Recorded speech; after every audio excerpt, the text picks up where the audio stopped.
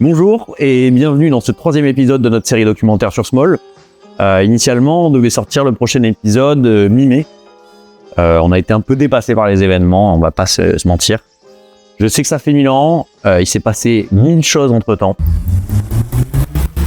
Mais on reprend, c'est promis. Et pour cette reprise, on va brûler quelques étapes et on va vous montrer directement le reveal de la moto.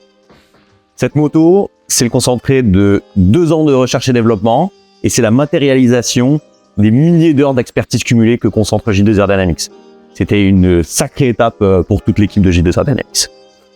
Ça s'est passé au circuit d'Albi le 24 mai, c'était trop cool. Il paraît qu'il y a eu quelques témoignages. Je vous laisse découvrir la moto et à tout à l'heure.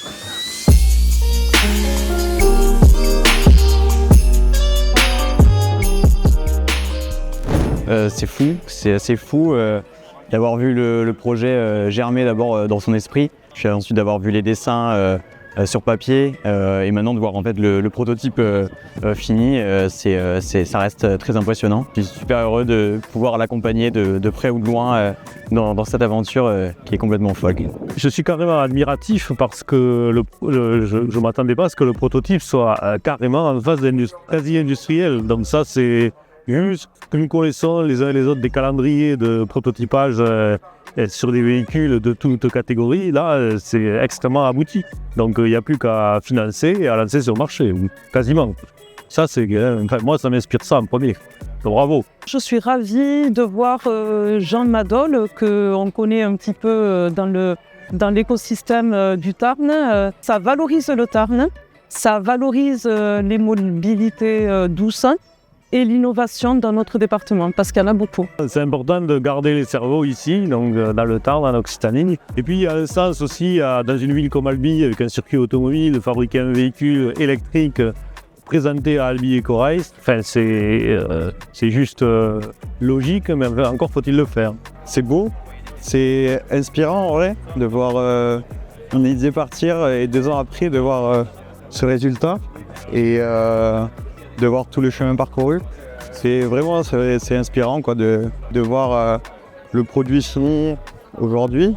C'est très cool et je pense qu'on est tous d'accord pour dire qu'on est assez fiers et qu'on est content de voir ça. Le fait qu'on puisse être là en famille ou avec les copains pour voir où il en est, voir ses premiers jalons qui vont l'emmener, j'espère, très loin, ça fait plaisir. De voir la moto aujourd'hui, ça concrétise 2 années, avoir vu mon frère travailler d'abord dans sa chambre, dans le garage, avoir longuement discuté avec lui sur tout ce que pouvait être une moto, ce qu'elle représentait, ce que ça nous représentait, et l'avoir aujourd'hui fini, qui correspond très fortement à ce qu'on voulait et surtout à ce qu'il voulait. Ça fait chaud au cœur et je suis hyper heureux pour lui et j'espère que ce projet ira hyper loin. Voilà, c'était une super étape pour toute l'équipe qui a contribué à rendre ce projet possible. On va essayer de reprendre plus assidûment les épisodes de cette web-série quand même et de vous la présenter plus en détail, cette équipe. Le prochain sur la liste, c'est Arnold, le chef de l'ingénierie, qui vous parlera en détail de son rôle dans la conception de l'ensemble mécanique complexe qu'est un motocycle. Je vous dis à très vite et prenez soin de vous.